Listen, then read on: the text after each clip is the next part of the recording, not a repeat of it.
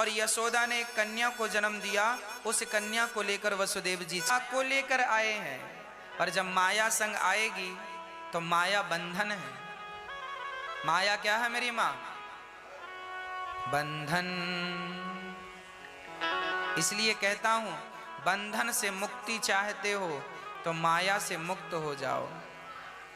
माया सगी न मन सगा, सगा न यह संसार। है ना? कोई सगा नहीं है, ना माया ना मन। ये मन भी सगा नहीं है, मन पे विश्वास ना करना। मन बंधन है और माया भी बंधन है। इसलिए कहता हूं पैसा, अच्छा माया कर्ज ये नहीं कि आप लोग पैसा कमाना छोड़ दो।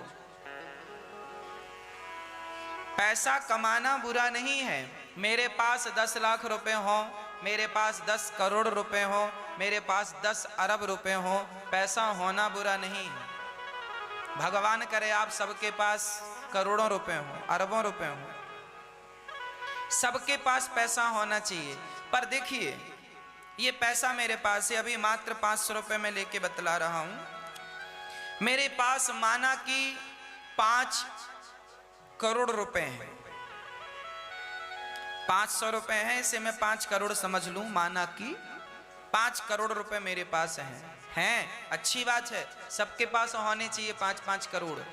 परंतु इस पैसे से मैंने मोह कर लिया। मेरा पैसा, मेरा पैसा।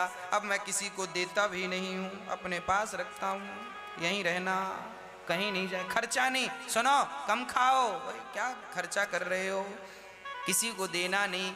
कोई आया, भैया हमारी बेटी का विवाह है, वो हमें जरा 10,000 की जरूरत है। हाँ 10,000 देंगे, 5% ब्याज लेंगे।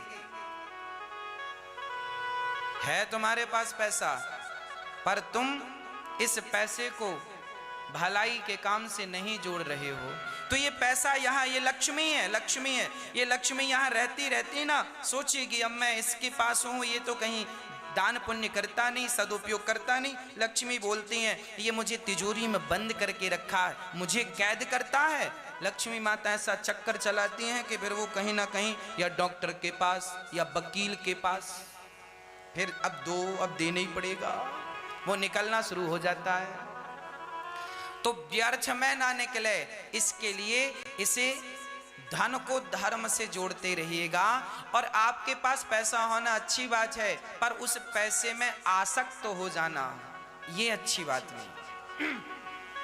पल भर में करोड़ों कमाओ तो पल भर में करोड़ों का त्याग करने की ताकत रखो। है ना? 2 लाख रुपए का फायदा हुआ है आपका, लाख रुपए का नुकसान हो जाए तो आंसू ना बहाया करो। थोड़ा गंभीर बनो। पैसे से इतना मोह ना रखो कि पैसा ना हो तो आप बोले महाराज मैं तो मर गया। एक आदमी का 5 लाख का नुकसान हुआ, अब वो कहा महाराज मैं तो मर गया, मर गया, मर गया। अरे 5 लाख का नुकसान, मर का जिंदा तो है तू? नहीं महाराज जी 5 लाख का नुकसान, मर गया मैं। कहाँ मरा? जिंदा? झूठ बोल रहा, मर गया। मतलब तेरे प्राण पैसे में अटके थे, पैसा गया तो तू मर गया। ये जो तुम्हारे प्राण है ना, वो पैसों में ना अटकाया करो, क्योंकि पैसों में अटका दोगे वो पैसे चले जाएंगे तो तुम मर ही तो जाओगे। इसलिए अपने प्राण पैसों को ना दो। कई लोग अपने बेटे के मरने पर रोते, मैं तो मर गया, मैं तो मर गया। अरे बेटा मरा, तुम थोड़ी मरे हो। इसका मतलब तुमने अपने प्राण बेटे में लगा रखे थे, तो बेटा मरा। तो पत्नी मर गई, अरे महाराज मैं तो मर गया, मर गया। पत्नी मरी, तुम थोड़ी मरे हो। महाराज मैं तो मर गया, मतलब तुमने प्राण पत्नी में अटका रखे थे। पत्नी मरी तो तुम भी मरे से प्रतीत हो रहे हो। महाराज मैं मर गई, पति मर गया, मैं मर गई। तुम कहाँ मरी हो? तुम्हारा पति मरा है, पर अपने आप को मरा हुआ मान रहे हो। क्यों? क्योंकि तुमने अपने प्राण पति में अटका रखे थे। इसलिए कहता हूं अपने प्राण अपने पास रखो और आना जाना प्रकृति का नियम है। इस सच्चाई से भागो मत, एक दिन सब जाएंगे। इस सच्चाई को सुनो, समझो, धारण करो और अपने कल्याण के लिए अपने कदम बढ़ाओ। आत्म कल्याण की ओर, आत्मा को परमात्मा से जोड़ने का, अपने हृदय के सारे कचरे को साफ करके और कृष्ण का निवास स्थान बनाइए। अपने हृदय को मंदिर बनाइए। जीवन का सारा दर्द, सारा कष्ट, सारी पीड़ा अपने आप स्वतः चली जाएगी। आप लोग जबरदस्ती रोते हैं क्योंकि आपने अपने अपने प्राण उलझा रखे हैं, कोई कहीं कोई कहीं कोई कहीं।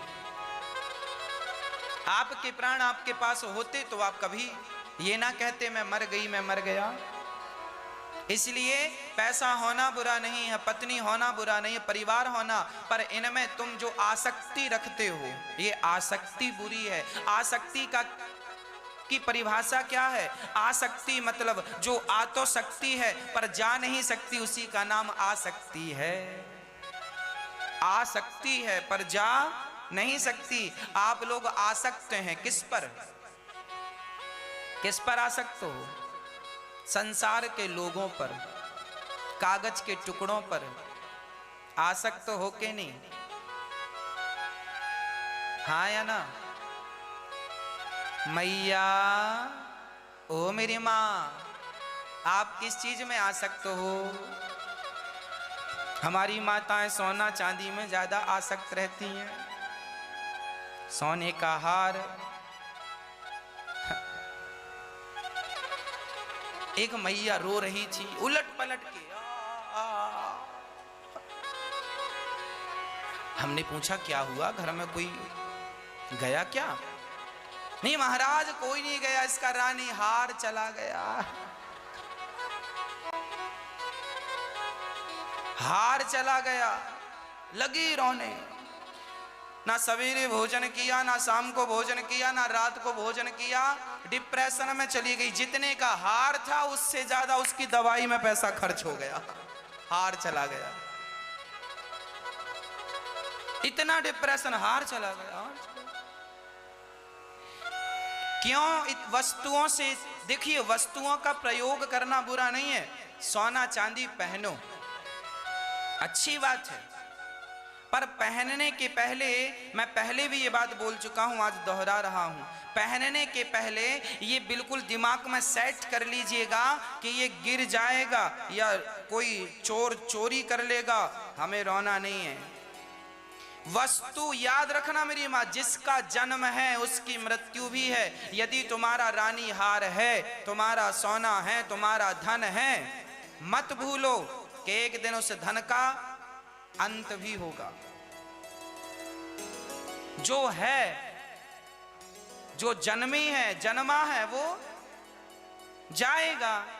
इसलिए हमने ये अंगूठी पहन रखी है, पर हम ये बिल्कुल निश्चित करके जिस दिन पहने थे उसी दिन हमने सोच लिया था कल को गिर गई तो गिर जा, हमें क्या, रोएंगे क्या तेरे लिए? हाँ, अरे जितने आंसू हम तेरे लिए बहाएंगे ना, इतने आंसू भगवान के लिए बहाएंगे तो भगवान मिल जाएंगे। तेरे लिए क्यों बहाएं? इसलिए जो है वो एक दिन नष्ट होगा। यह गांठ बांध लो खोपड़ी में। जो आप लोगों ने, अब हमारी मैयाएं कई बार कथा सुनने आती हैं और चैन पहन के आती हैं, और कई बार नाच कूद में लोग आते हैं, भीड़ का फायदा उठा के चैन झटक के ले जाते हैं। अब मैया महाराज 3 तोले की चैन, 3 तोले की चैन, 3 तोले की चैन। 3 घंटा कथा सुनी, वो सब भूल गई, 3 तोले की चैन याद है। अरे जब पहनी हो 3 तोले की चैन तो दिल भी तो बड़ा 3 तोले का करो, या तो पहनो मत,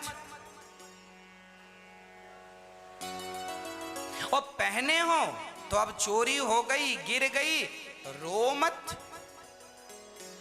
दिल बड़ा करो। 3 तोले की चैन क्या पहनती हो? 3 तोले का दिल करो, बड़ा करो। या तो पहनो मत, और पहनो तो दिल बड़ा करके, गिर गई तो गिर जाए। रोना नहीं है, अब इसके लिए रोएंगे? 3 घंटे कथा सुने, कथा में भगवान के लिए एक आंसू नहीं गिरा, और 3 तोले की चैन के लिए घंटों। इसका मतलब हमारी आसक्ति संसार में लगी है, सोने में, चांदी में, पत्नी में, पति में, परिवार में, विषयों में। जब तक आपकी ये आसक्ति नहीं हटती तब तक परमात्मा की ओर तो संभव ही नहीं है वहां तक पहुंचना। मन हटेगा। अच्छा एक बात बताओ, ये वस्तु मेरे हाथ में है, ये गुलाब है, मुझे इस हाथ से गुलाब को पकड़ना है, और अभी मेरे हाथ में ये वस्त्र है। अब इस गुलाब को पकड़ने के लिए इसके पहले मुझे क्या करना पड़ेगा? इसे छोड़, जब मैं इसे छोड़ूंगा तब तो इसे पकड़ूंगा। अब ये छूटेगा ही नहीं तो ये पकड़ में कैसे आएगा? ये गुलाब है कृष्ण, और ये वस्तु है संसार का तुम्हारा विषय, पति पत्नी, बेटा बेटी, नाती पोता, धन दौलत, घर मकान, पद प्रतिष्ठा, सब। जब तुम संसार के विषयों को छोड़ोगे, पति पत्नी का मोह छोड़ोगे, धन दौलत का मोह छोड़ोगे, सबकी आसक्ति छोड़ोगे, तब तो भगवान के चरण पकड़ पाओगे। छोड़ोगे ही नहीं तो पकड़ोगे कैसे? तो पकड़ना है तो छोड़ना पड़ेगा, और नहीं पकड़ना तो फिर कोई बात नहीं। भगवान के चरण नहीं पकड़ने तो फिर संसार को तो आपने पकड़ ही रखा है। यदि कृष्ण को पकड़ना है, मीराबाई, क्या सोने चांदी कम थे मीरा के पास? सोने से मीराबाई के कमरे भरे थे, इतने गहने थे। राजा की बेटी थी, राजा की बहू थी। राणा भी कोई सामान्य आदमी नहीं था, राणा बहुत बड़ा राजा था। मीरा के पिता भी बहुत बड़े राजा थे, दूधा जी का नाम, उनके दादाजी दूधा जी बड़े राजा थे। एक राजकुमारी एक राजकुमार को ब्याही गई, धन दौलत से लदी थी, सोना चांदी से, पर उस मीरा ने पग घुंघरू बांध मीरा नाची रे, सब कुछ त्याग दिया और पांव में घुंघरू बांधती और कपड़े भी उतार दिए। उसकी एक साड़ी, पहले के जमाने की साड़ियों में ना मेरी माँ सोने का वो लगता था, जैसे आज आप लोग डिजाइन की साड़ी पहनती हो ना, वो सोने के तार जड़े जाते थे साड़ियों में। मतलब एक साड़ी लगभग 1 लाख रुपए की रही होगी मीराबाई की। हीरे मोती भी जड़े थे। उन साड़ियों का त्याग करके सिंपल भगवा कपड़ा पहनकर मीरा ने, और पांव में घुंघरू बांधकर, हाथ में लकड़ी के खड़ताल मजीरे लेकर, और प्रेम से भगवान का चिंतन, मेरे तो गिरधर गोपाल दूसरो ना कोई, कीर्तन करती थी। जब उसने संसार का मोह त्यागा तब तो भगवान को प्राप्त कर सकी, ना त्यागती तो फिर कैसे? इसलिए कहता हूं इतना भी सरल नहीं है। हाँ, हंसते हंसते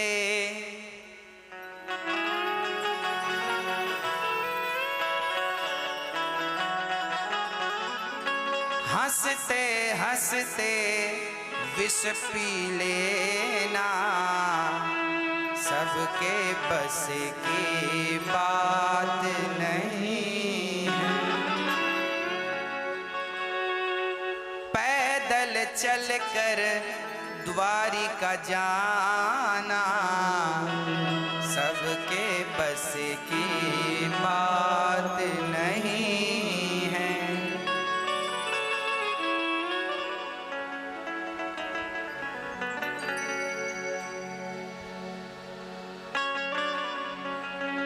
भक्त सुदामा जी को देखो, प्रेमा भक्ति भारी है, प्रेमा भक्ति भारी है। भक्त सुदामा जी को देखो, प्रेमा भक्ति भारी है। पैदल चलकर द्वारिका जाना, सबके बस की बात नहीं है।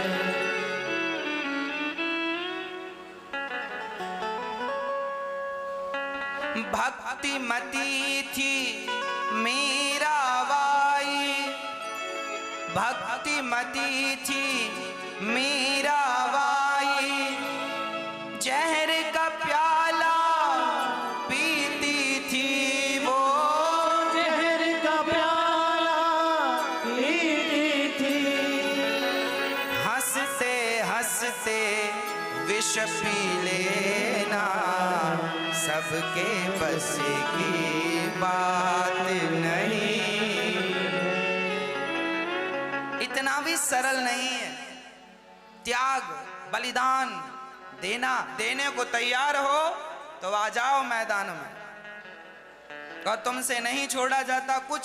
सुनो हमारे संत ऋषि क्या कहते हैं, कामी क्रोधी गिनना, कामी क्रोधी लोभी, कामी क्रोधी लालची, इन सो भक्ति न होय, भक्ति करे कोई सूरमा, जाति वर्ण कुल खोय।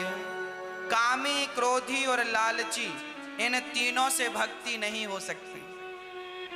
कामी आदमी भजन करेगा तो उसे स्त्री ही नजर आएगी, आंख बंद करेगा तो पुरुष ही नजर आएगा। यदि काम भीतर है वही वही है तो वो तुम्हारे बस का नहीं है। कामी क्रोधी, जिसे बात बात में गुस्सा आता है, ये भी भगवान के मतलब का नहीं है। गुस्सा आने, जिसके अंदर क्रोध है, जिसने क्रोध को स्थान दे रखा है, भगवान कहते हैं हम उनके हृदय में ठहरते हैं जिनका हृदय बिल्कुल शांत है, जिनका हृदय निर्मल है। निर्मल मन जन सो मोहि पावा, मोहि कपट छल छिद्र ना। कुत्ता भी बैठता है ना, पूंछ से साफ करके बैठता है, और आपके अंदर क्रोध है, और क्रोध से तो लाल लाल होता व्यक्ति, कुछ भी बोलता है। भगवान बोले नहीं नहीं भगवान, हम इसके घर नहीं आएंगे, इसके भीतर नहीं बैठेंगे, पता नहीं कब गुस्सा आ जाए इसको। ये आदमी हमारे घटिया है, ये मतलब बढ़िया नहीं है। कामी क्रोधी लालची, लालची आदमी ये दे दो भगवान। लालची को भगवान मिले तो भगवान से यही कहेगा, भगवान हमारा काम कर दो। भगवान को वो नौकर बना के रखेगा, ये कर दो, ये कर दो, ये कर दो। ये भगवान बोले नौकर बनने जाएंगे तेरे घर, नहीं आएंगे। कामी क्रोधी लालची, इन सो भक्ति न होए, भक्ति करे कोई सूरमा। इनका त्याग कर सकते हो, इसलिए कहते हैं 50 साल के हो गए हो, बेटा बेटी का विवाह हो गया है, अब तो काम को त्याग दो। अब बुढ़ापे में तो ब्रह्मचारी बन जाओ। भोगी बने बैठे हो, योगी कब बनोगे? इसलिए अब भोग का टाइम पूरा हुआ, बहुत भोग लिया, अब ब्रह्मचारी बनो, काम का त्याग करो। काम पत्नी मिली क्यों है? काम को जीतने के लिए, कामी होने के लिए थोड़ी तुम्हें पत्नी मिली है।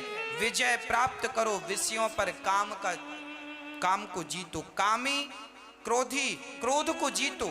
अपमान सहो, कोई गाली दे सह लो, कोई अपमान करे सह लो। गुस्सा करने से तुम्हारे समूचे पुण्य नष्ट हो जाते हैं। अब ये उम्र गुस्सा करने की नहीं है, अपना स्वभाव बदल दो। हाँ, एक पत्नी थी, एक पति था। पत्नी को आदत थी सुपारी खाने की। पति ने कहा सुनो, सुपारी मत खाया करो, हमें पसंद नहीं है। पत्नी ने कहा ठीक है, आपको पसंद नहीं है, आज से सुपारी बंद। उसने सुपारी त्याग दी। पति ने कहा सुनो, हमें चाय पसंद नहीं। अच्छा आपको, अच्छा पत्नी बहुत चाय पीती थी, और पति बोला हमें चाय पसंद नहीं है। पत्नी से कहा ठीक है, चाय मत पिया करो, हमें पसंद नहीं है। अच्छा आपको पसंद नहीं है, आपकी खुशी के लिए चलो चाय का त्याग करती हूँ, कोई जरूरत नहीं। चाय छोड़ दिया, सुपारी छोड़ दी। एक दिन अच्छा उसके पति को दाल बड़ी पसंद थी, और उसकी पत्नी को दाल बिल्कुल पसंद नहीं थी। उसको साग पसंद थी, और पति को सिर्फ दाल पसंद थी। अब पति दाल खाए और पत्नी साग खाए, तो पति तो नहीं बोला कि तुम्हें दाल ही खाना है, साग नहीं खाना, पर पति को देख देख कर पत्नी रहते रहते उसे लगा जब मेरे पति साग नहीं खाते, दाल में ही पेट भरते हैं, तो फिर मुझे क्या शौक पालने की जरूरत है। मैं भी दाल ही खाया, पति भी कभी कभी साग खा लेता था, जब ये खाएंगे सो मैं खा लूंगी। मतलब उस स्त्री ने अपने पति की खुशी के लिए अपना सारा स्वभाव बदल दिया। वो पति के अनुरूप हो गई, वो पति के अनुरूप हो गई। पति को जो पसंद नहीं था सब त्यागती गई। इससे क्या हुआ, दोनों पति पत्नी का जीवन बड़ी खुशी से आगे बढ़ने लगा। कोई विवाद नहीं, कोई झगड़ा नहीं। उसी प्रकार जो जो हमारे भगवान को पसंद नहीं है वह हमें त्याग देना चाहिए, क्योंकि ये हमारे भगवान को पसंद नहीं है। भगवान को पसंद क्या नहीं है? क्रोध पसंद नहीं है, लोभ पसंद नहीं है, अहंकार पसंद नहीं है, निंदा चुगली पसंद नहीं है, छल पसंद नहीं है, कपट पसंद नहीं है। जो जो पसंद नहीं है सब छोड़ दो। क्या नुकसान है? फिर भी तो हमारा जीवन है ना, हम सब छोड़ दें तो भी। इसलिए भगवान को पाना है, त्याग करना पड़ेगा। बालकपन में प्रभु को पाना सबके बस की बात नहीं। ध्रुव और प्रहलाद ने बाल्यकाल में ही भगवान को पा लिया।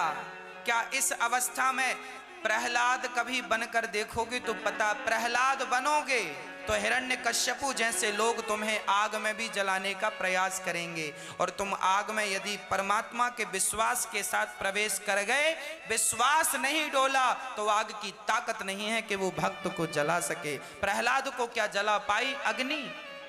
इसलिए कहता हूं, आग जलाती है, जितना विश्वास हमें अग्नि पर है, अग्नि जलाती है, उससे ज्यादा भगवान पर विश्वास रखो कि अग्नि जलाती है तो मेरा कृष्ण बचाता भी तो है। आग से ज्यादा विश्वास भगवान पर हो।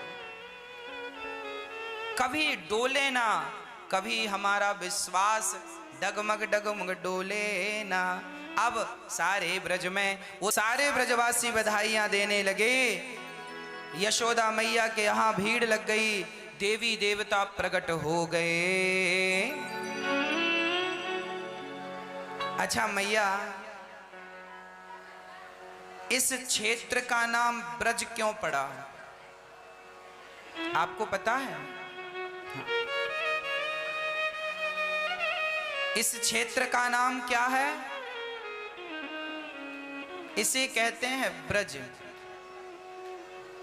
कौन सा क्षेत्र है ये मेरी मां? भगवान ने अवतार कहां लिया? ब्रज क्षेत्र में।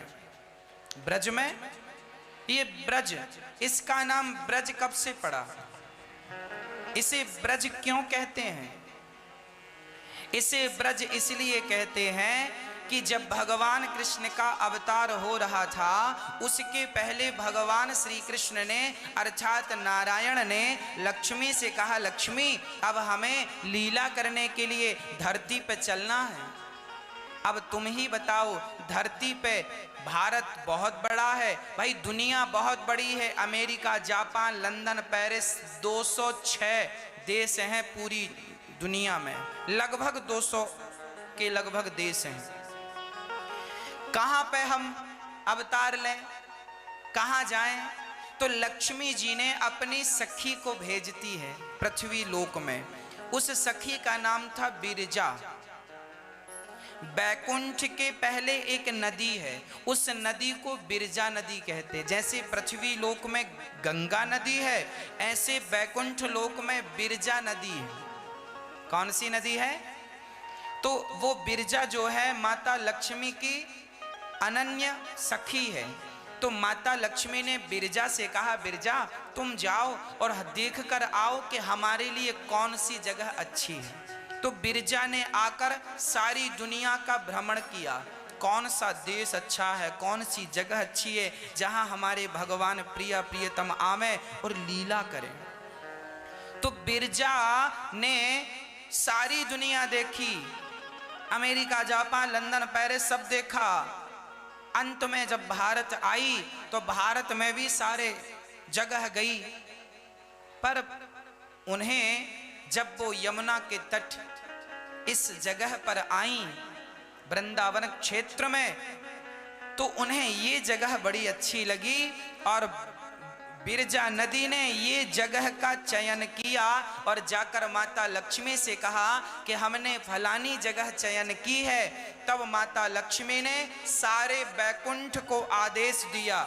अच्छा, अमेरिका के राष्ट्रपति जब भारत आते हैं ना, तो अमेरिका के राष्ट्रपति के संग उनकी पूरी सेना आती है, उनकी पूरे परिकर आता है, व्यवस्थापक आते हैं, उनकी पूरी व्यवस्थाएं आती हैं। हमारे भारत के प्रधानमंत्री किसी अन्य देश में जाते हैं तो इनके जाने के पहले उनकी व्यवस्थाएं पहुंचती हैं। उसी प्रकार भगवान के आने के पहले स्वयं बैकुंठ इस धरती पर ब्रज क्षेत्र नाम इसलिए पड़ा क्योंकि बिरजा ने इसकी खोज की, तो बिरजा के नाम से इसका नाम पड़ गया ब्रज, और इस ब्रज में ही बैकुंठ आ गया। सारा का सारा बैकुंठ पहले आया, बैकुंठ आया माता। अच्छा, एक होती है लक्ष्मी, एक होती है महालक्ष्मी। तो लक्ष्मी का अवतार तो रुक्मणी थी, तो रुक्मणी तो ब्रज में नहीं थी, रुक्मणी तो कुंडनपुर पे थी, और रुक्मणी तो फिर द्वारिका कृष्ण के संग रही हैं। भगवान के संग रुक्मणी यहाँ नहीं थी वृंदावन में, क्योंकि यहाँ उस टाइम तो ठाकुर जी 11.5 वर्ष के थे जब वृंदावन छोड़ा। इस समय इनके पास लक्ष्मी तो नहीं थी, पर महालक्ष्मी थी। महालक्ष्मी कौन? महालक्ष्मी, लक्ष्मी बैकुंठ छोड़कर कहीं आती और जाती हैं, पर एक महालक्ष्मी है, वो बैकुंठ कभी नहीं छोड़ती। तो इस ब्रज में महालक्ष्मी ने अवतार लिया। किस रूप में? कोई आपसे पूछे कि राधा रानी किसकी अवतार है? लक्ष्मी की अवतार तो रुक्मणी है, तो राधा किसकी अवतार है? राधा रानी महालक्ष्मी का अवतार है, जो नित्य नित्य बैकुंठ में रहती हैं, सदा अपने भगवान के सानिध्य में रहती, वो बैकुंठ नहीं छोड़ती। इसलिए सारा का सारा बैकुंठ यहाँ आ गया और श्री राधा रानी महालक्ष्मी के रूप में श्री राधा रानी यहाँ आई और श्याम सुंदर का पावन दर्शन आपने किया। भगवान का ये जो धाम है, एक बार भगवान ने तीर्थों का राजा प्रयाग को बनाया। प्रयाग ने एक बार सारे तीर्थों को बुलाया, मीटिंग की, सब तो गए पर वृंदावन ब्रज क्षेत्र नहीं गया। तो पूछ लिया, नारद जी ने कहा देखो तुम तो राजा हो, तुम्हें ये वृंदावन तो ब्रज तो आया नहीं। तो भगवान से बोला प्रयाग, प्रभु आपने हमें तीर्थों का राजा बनाया और ये ब्रज तो आया ही नहीं हमें प्रणाम करने। तब भगवान ने कहा प्रयाग, हमने तुम्हें तीर्थों का राजा बनाया है, अपने घर का राजा थोड़ी बनाया। ब्रज हमारा घर है, कोई तीर्थ थोड़ी है। इसलिए ब्रज का नाम तीर्थों में नहीं आता, ब्रज तो भगवान का नित्य घर है। ये तो भगवान की हृदय स्थली है, हृदय है ठाकुर जी का, कोई तीर्थ नहीं है ये, है ना। वृंदावन भगवान का घर है। इसलिए वृंदावन की महिमा प्यारे कोई ना जाने, इसकी महिमा कोई विरले समझते हैं। क्या है वृंदावन? सबके बस की बात नहीं है। तो ये वृंदावन इसलिए तो गाते हैं, आ गया बैकुंठ सारा तेरे बरसाने में, लाडली अद्भुत नजारा तेरे बरसाने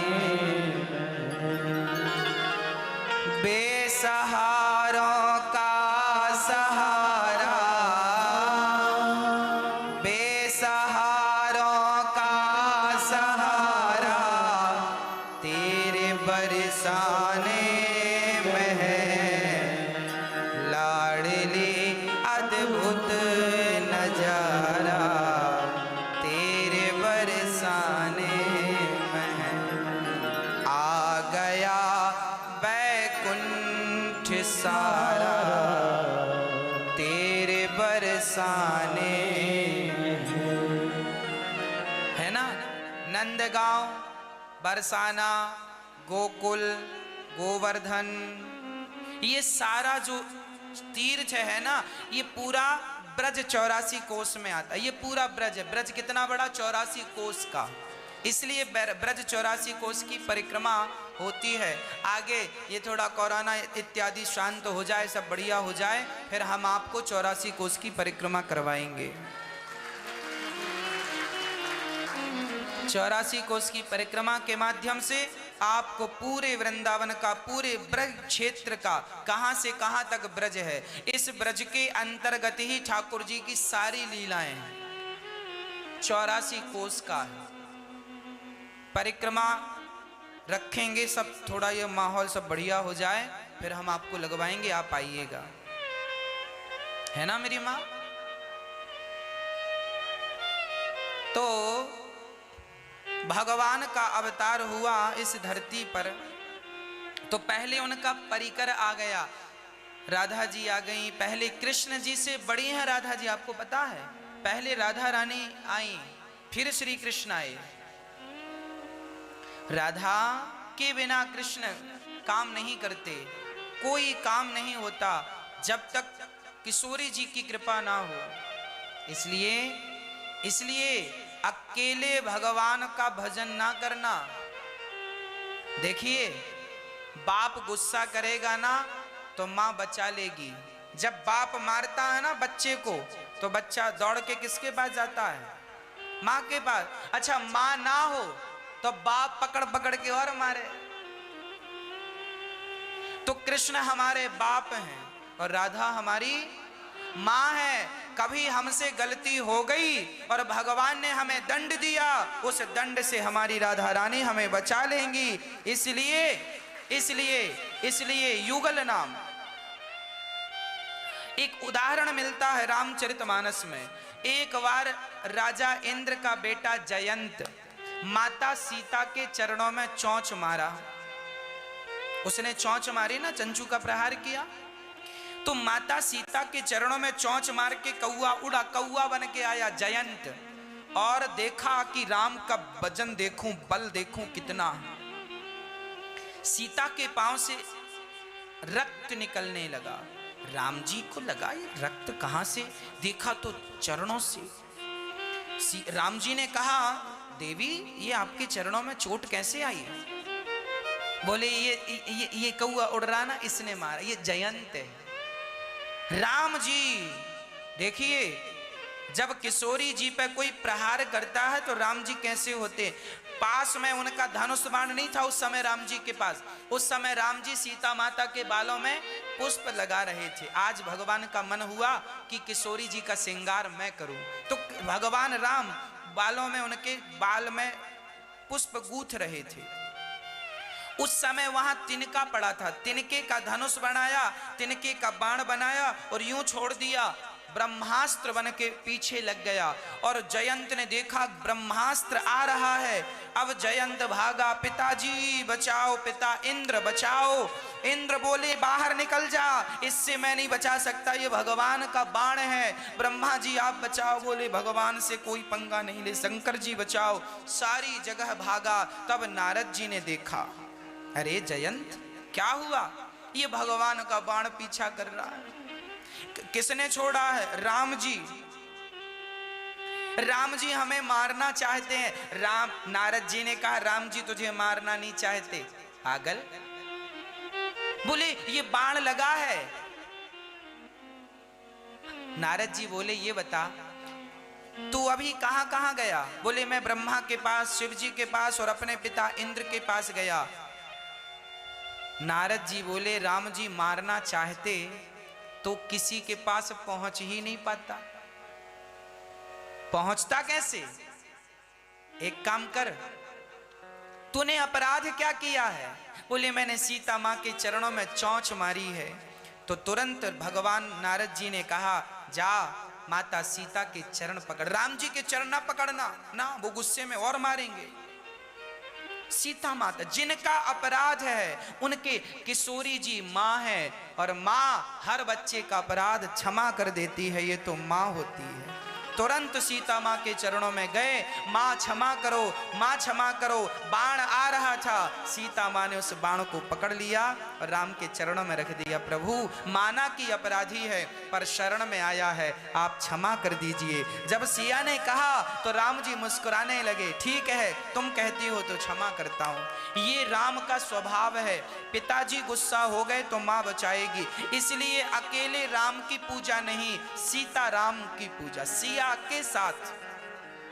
अकेले कृष्ण की पूजा नहीं, राधा के साथ। राधे कृष्ण सीताराम सीताराम। अकेले नारायण की पूजा नहीं, लक्ष्मी सहित नारायण, श्रीमन नारायण। श्री मतलब लक्ष्मी, श्री जहां लग जाए मतलब लक्ष्मी को संबोधन है।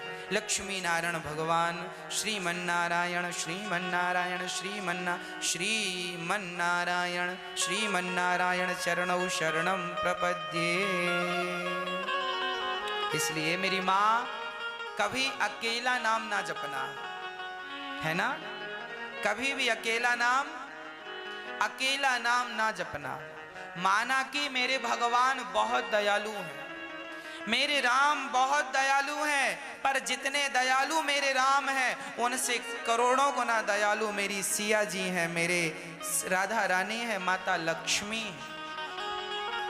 पिता थोड़ा सा कड़ा हो सकता है पर माँ बिल्कुल भी कड़ी नहीं होती, है ना। सामाजिक स्वभाव भी हम देखते हैं, सामान्य व्यवहार में भी देखते हैं। पिता गुस्सा करता है तो माँ ही बचाती है, मतलब माँ करुणा से भरी होती है। इसलिए श्री राधा जी, श्री सीता जी, श्री लक्ष्मी जी, इनके सहित भगवान का चिंतन करना चाहिए। लक्ष्मी जी आई, महालक्ष्मी श्री राधा बनकर आई और नारायण कृष्ण बनकर आज खेल रहे हैं। बड़े सुंदर श्रृंगार हैं ठाकुर जी के। आज यशोदा के यहाँ शंकर जी बधाई देने आए हैं। मैया ओ मैया, जुग भगवान शंकर भी दर्शन करने आए और उन्होंने कहा जुग जुग जीवेरी यशोदा मैया तेरो ललना। शंकर जी भगवान का दर्शन करके धन्य धन्य हो गए।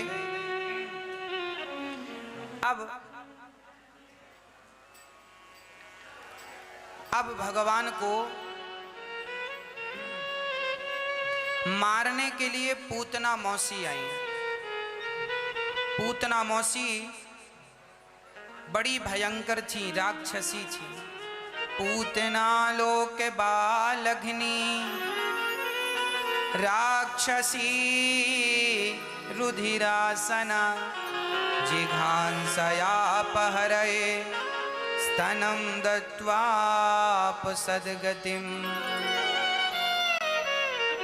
पूतना नाम की एक स्त्री थी। आप अपने स्तनों में जहर भरकर पूतना आई और श्री कृष्ण को मारने का षड्यंत्र रचा।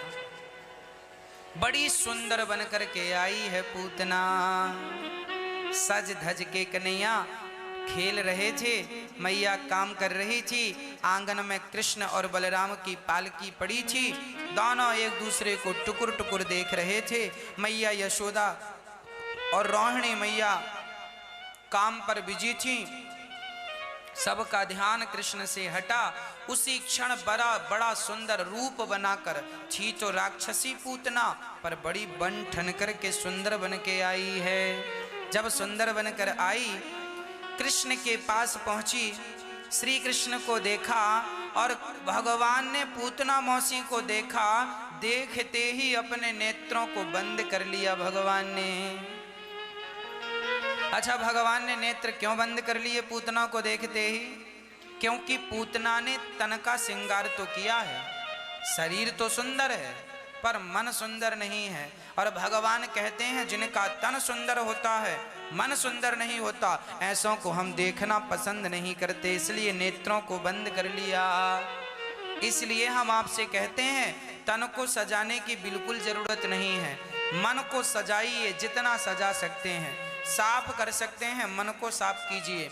मन की गंदगी हट जाए तो तन तो तुरंत धुल जाता है। तन में गंदगी ज्यादा थोड़ी है, गंदगी तन में ज्यादा नहीं है, गंदगी तो मन में है। और हम लोग तन की गंदगी तो धुलते हैं, मन की धुलते ही नहीं। आप लोग कभी गंगा नहाए कि नहीं? गए गंगा? गंगा जी गए, नहा कर आए तो आपके पाप धुले कि नहीं? नहीं धुले। गंगा जी गए जरूर हो, पर नहाने का ढंग नहीं सीखा। कैसे नहाना है, कैसे शुद्ध करना है। अब की बार गंगा जी जाना, एक शीशी में अपने घर की नाली का गंदा पानी भर कर ले जाना, और जितने दिन गंगा जी रुकना, 10 दिन 15 दिन, शीशी को गंगा जी में डाल देना। 15 दिन तक शीशी पड़ी रहे। 15 दिन बाद वापस लाओ शीशी को, और गांव घर में सबको ढक्कन खोलकर जल पिलाओ। गंगा जल पियो। कोई पिएगा? क्यों नहीं पिएगा? क्योंकि उसमें नाले का गंदा पानी कोई पिएगा। अरे भैया, वो गंगा में 15 दिन रेगुलर डूबी रही, क्या शुद्ध नहीं भाई? बोलो, शुद्ध क्यों नहीं हुई? क्योंकि जल बाहर से तो निकलता रहा, भीतर जैसा था वैसा का उसी प्रकार।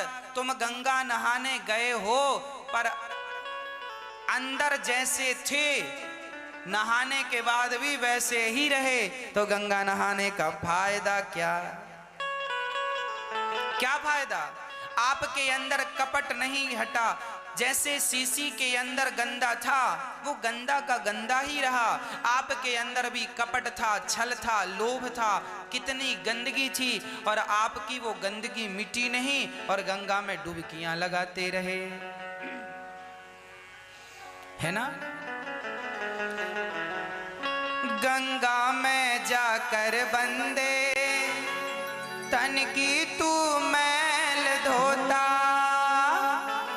गंगा में जाकर बंदे तन की तू मैल धोता।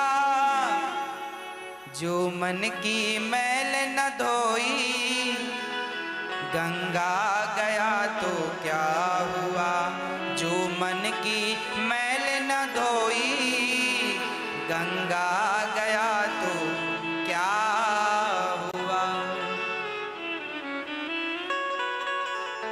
परमात्मा ना पाया, मेरे श्याम को ना पाया। परमात्मा ना पाया, परमात्मा ना पाया, परमात्मा ना पाया। पाया जन्म तो क्या हुआ? सत्संग करके बंदे ज्ञानी तू कहलाता है। बताओ ज्ञानी कौन? सत्संग करके बंदे ज्ञानी तू कहलाता है। जो टूटे दिल ना जोड़े, जो टूटे दिल ना जोड़े, सत्संग किया तो क्या हुआ? सत्संग किया है, पर आपने किसी का घर बसाया नहीं, उजड़े घर को बसाया नहीं, तो क्या किया? हाँ, कपड़े रंगा के बंदे दुनिया में घूमता है। कपड़े रंगा के बंदे दुनिया में घूमता है। मन को रंगाना पगले, कपड़े रंगा तो क्या हुआ? कपड़े रंगाने से क्या होगा? मन को रंगाना पगले, कपड़े रंगा तो क्या हुआ? इसलिए मेरी माँ आपसे प्रार्थना है, मन की गंदगी जितने जल्दी धुल दोगी उतने जल्दी भगवत प्राप्ति हो जाएगी। हमारे मन में कितना कचरा भरा है। हम लोग कहते हैं तुम बुरे हो, तुम बुरे हो, तुम, अरे कोई बुरा नहीं है। बुरा जो देखन में चला बुरा न मिलिया कोई, जो दिल खोजा अपना हमसे बुरा न कोई। सबसे बुरे हम ही हैं, पर हमें लगता है ये बुरा है, ये बुरा है। कोई बुरा नहीं है, बुरे तुम हो। तुम अपना अंदर ठीक कर लो, अपना मन ठीक कर लो, सब बढ़िया है। हमारे मन में कितना कपट भरा हुआ है। आज हम लोगों को देखते हैं, कोई व्यक्ति बढ़ रहा हो, तरक्की कर रहा हो, तो दुश्मन आजकल बनाने नहीं पड़ते, अपने आप बनते चले जाते हैं। क्यों आप ईर्ष्या करते हैं? आप लोगों का अर्थ है जो करते हैं, मैं उनको बोल रहा हूं। क्यों ईर्ष्या करते हैं? जिठानी आपकी सुखी है तो देवरानी दुखी है। काहे दुखी हो? बोले हमारी जिठानी बहुत सुखी है इसलिए हम दुखी हैं।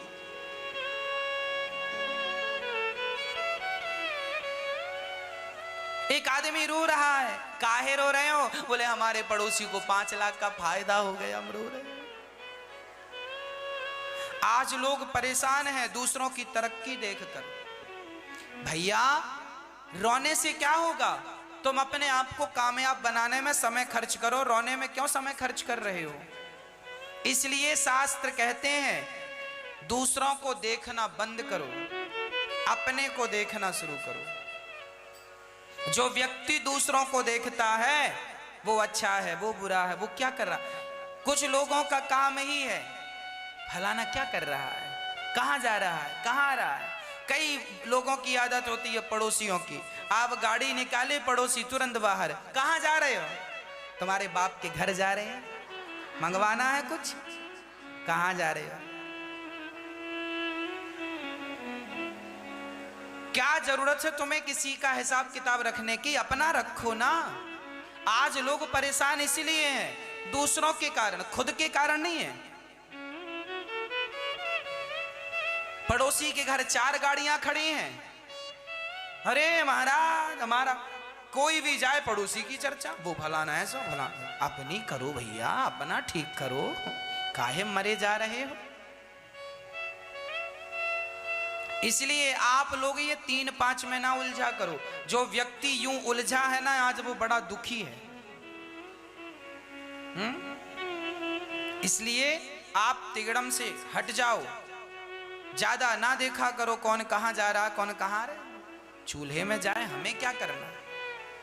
हम पड़ोसन की 1 घंटा बात करें, हम पड़ोसी की 1 घंटा बात करें, तो उसकी बात करने में हमारा 1 घंटा बर्बाद हुआ। हमें मिला क्या? बताओ, जवाब दो, क्या मिला आपको? हमारा पड़ोसी बहुत नालायक है, चलो है नालायक, इस तरफ वाला पड़ोसी नालायक और बाजू वाला पड़ोसी इस तरफ वाला ये बहुत अच्छा है, ये बहुत अच्छा है तो हमें क्या करना, और ये बहुत नालायक है तो हमें क्या करना? हम क्या करेंगे इनको जान के? अपने को जाने हम कैसे हैं, हमारे घर में क्या चल रहा है, शांति है? आप पक्के घर में दाल रोटी की व्यवस्था नहीं है तो वो बनाओ, पड़ोसी की पंचायत क्यों कर रहे हो? समय बहुत कीमती है। जो व्यक्ति समय की वैल्यू को समझता है वो बहुत सफल होता है, और जो समय को वेस्ट करता है वो कहीं का नहीं होता। इसलिए समय बलवान है, समय समय पर होता है समय समय की बात। राम जन्म का दिन बड़ा, कृष्ण जन्म की रात। अरे पुरुष बलि नहीं होते है, समय होत बलवान। भीलन गोपी लूट लई, वही अर्जुन वही बाण। समय समय बहुत बलवान, इसलिए अपना समय सार्थक करो। दूसरा, पड़ोसन चर्चा पंचायत करने दो, तुम अपना नाम जपो भगवान का, सीताराम सीताराम सीताराम सीताराम सीताराम, राधे श्याम राधे श्याम। वो कर रही है पंचायत, करने दो। आप काहे उसके चक्कर में पड़ रहे हो, अपना काहे बिगाड़ कर रहे हो उसके कारण? वो मूर्ख है तो तुम भी मूर्ख बनोगे क्या? इसलिए इन झंझट में नहीं पड़ा करो। अच्छा, परमात्मा ना पाया। सब कुछ पाया, बस परमात्मा को नहीं पाया। तो सब कुछ पाया, उसे नहीं पाया, तो सब कुछ पाने का अर्थ क्या है? इसलिए उस परमात्मा को पालो, सब मिले ना मिले कोई फर्क नहीं पड़ता। भगवान का चिंतन करो, वो मिले, और कपट छल त्याग दो। निर्मल मन जन सो मोहि पावा, मोहि कपट छल छिद्र ना भावा। भगवान स्पष्ट कह रहे हैं, हमें कपट बिल्कुल नहीं चाहिए। हमें कपट बिल्कुल जब नहीं चाहिए तो त्याग दो ना मेरी माँ। मैया, ओ मेरी माँ, कपट छोड़ने की बात कर रहे हैं और आप पंचायत कर रहे हो। इसलिए निष्कपट, कोई किसी भी प्रकार का कपट ना हो। हमारा पड़ोसी तरक्की कर रहा है, भगवान से प्रार्थना करो, हे प्रभु और कृपा करो ये और तरक्की करे। हे नाथ, सर्व हमारे यहाँ हमारा स्वभाव कैसा है? हम लोग कहते हैं सर्वे भवन्तु सुखिनः। हे प्रभु, हम भगवान से प्रार्थना करते हैं, हे प्रभु सब लोग सुखी रहें। सर्वे भवन्तु सुखिनः, सर्वे सन्तु निरामया, सब निरोगी रहें। हे प्रभु सब निरोगी रहे, सब सुखी रहे, सबके घर भगवान की कृपा बनी रहे। किसी के घर में किसी का बच्चा रोए ना किसी कष्ट के कारण, सारे बच्चे किलकारियां मारते रहें, खुश रहें, सब सुखी रहें। सबके घरों से केवल हंसी ही हंसी निकले, सब प्रसन्न चित्त से रहें। सारे लोग 56 प्रकार के पकवान रोज खाएं, ऐसी कृपा करो नाथ। सब बढ़िया से रहें, बढ़िया से पहने, बढ़िया से खाएं, सबके घर धन धान्य हो। मैं तो भगवान से प्रार्थना करता हूं, हे नाथ, हमारे भारत वालों को, भारत के समस्त परिवार को, समस्त व्यक्ति को, हे नाथ, ये भारत के हर व्यक्ति आपकी ही संतान है। मैं और जगह की बात तो करूं, हमारा भारत, हमारा शास्त्र कहता है वसुदेव कुटुंबकम, सारा विश्व हमारा परिवार है। हम तो भगवान से यही प्रार्थना करते हैं, सारे विश्व के लोग, हमारे संपूर्ण भारत के लोग सब प्रकार से सुखी रहें, किसी भी प्रकार से उनका कोई कष्ट ना हो, सबकी कमाई अच्छी हो, सबका परिवार अच्छा हो, सबकी बुद्धि अच्छी हो, सबके विचार अच्छे हों, किसी का किसी से झगड़ा ना हो, किसी से किसी की घृणा ना हो, किसी से किसी की नफरत ना हो, किसी से किसी का द्वेष ना हो, किसी से किसी की शिकायत ना हो। हम तो ऐसा चाहते हैं, आप कैसा चाहते, जैसा चाहते हैं वैसा बना लो। पर आज आपस में लोग भाई से भाई झगड़ा करता है। अच्छा, पूतना को देखकर भगवान ने नेत्र बंद कर लिए। पूतना उठाती है भगवान को, स्तनपान कराने लग गई। भगवान ने कहा चलो माँ के थोड़ा सा दूध है, दूध पी लेते हैं। पूतना का दूध फिनिश किया, थोड़े से दूध था, जहर था, जहर पिया, दूध खत्म, अब क्या बचा? भगवान को लगा प्राण बचे हैं, प्राण पीने लगे। पूतना चिल्लाई बालक छोड़ दो। भगवान बोले मौसी जी हम जल्दी से पकड़ते नहीं हैं, और पकड़ लेते हैं तो फिर कभी छोड़ते नहीं हैं। भगवान का स्वभाव पकड़ने का है, छोड़ने का नहीं। इसलिए भगवान एक बार किसी को पकड़ते हैं, कभी नहीं छोड़ते। आज पूतना को पकड़ा, तार दिया, पूतना के प्राण निकले। पर भगवान की दयालुता देखो, उस मारने आई पूतना को भगवान ने तार दिया। हाँ, न जाने कौन से गुण पर दया निधि रीझ जाते हैं, यही सदग्रंथ कहते हैं, यही हरि भक्त गाते हैं। न जाने कौन से गुण पर दया निधि, भगवान को ना जाने कौन सा गुण अच्छा लग जाए, इसलिए भगवान का चिंतन बनाए रखिएगा, सदा चिंतन भगवान का होता रहे, है ना। अच्छा, अब भगवान श्री कृष्ण ने पूतना को मार गिराया है, पूतना की गति की। अहो वकीयम हाँ अहो सबको तारा है तो हमने क्या बिगाड़ा है, हमको भी तारो। एक भक्त मुंह फुलाए बैठा था बिहारी जी के मंदिर में। किसी ने पूछा क्या हुआ? बोले ये भगवान सबको तारते हैं, हमें क्यों नहीं तारते? हम इसलिए मुंह फुलाए बैठे, हमें भी तारो। तुमने गुण किसके देखे हैं जो हमारे गुण देख रहे हो? किसके गुण देखे हैं इन्होंने, बताओ तो सही। हाँ जी, इसलिए मेरी माँ हमको भी तारो, हमको भी तारो। सबको तारा है नाच, हमें भी तार दो। भगवान ने करवट बदले हैं, उसके बाद शकटासुर का उद्धार किया और तृणावर्त का उद्धार किया। पूतना का उद्धार तो हुआ ही। नंद बाबा आए हैं कंस का कर चुका के। वसुदेव जी ने कहा है खतरा है, जाओ। आज भगवान श्री कृष्ण को गाय की पूंछ से नजर उतार के मां ने गोद में लिया। सकटासुर आया, भगवान ने छकड़े पर बैठा सकटासुर को मारा। तृणावर्त आया, तृणावर्त को मारा। भगवान कृष्ण का नामकरण संस्कार माता यशोदा ने, नंद बाबा ने करवाया है गर्गाचार्य जी से। भगवान का नाम गर्गः पुरोहितो राजन यदो नाम सुमहातपा ब्रजम जगाम नंदस्य वसुदेव प्रचोदितः। गर्गाचार्य जी बड़े अद्भुत महात्मा थे। गर्गाचार्य जी आज भगवान का नामकरण संस्कार करने जा रहे हैं। मैया, ओ मेरी मैया। अच्छा, भगवान के संस्कार, हमारे सनातन धर्म में 16 संस्कारों की चर्चा है। 16 संस्कार। अच्छा, आपको पता है 16 संस्कार क्या होते हैं? मुझे कुछ याद हैं, कुछ याद नहीं है।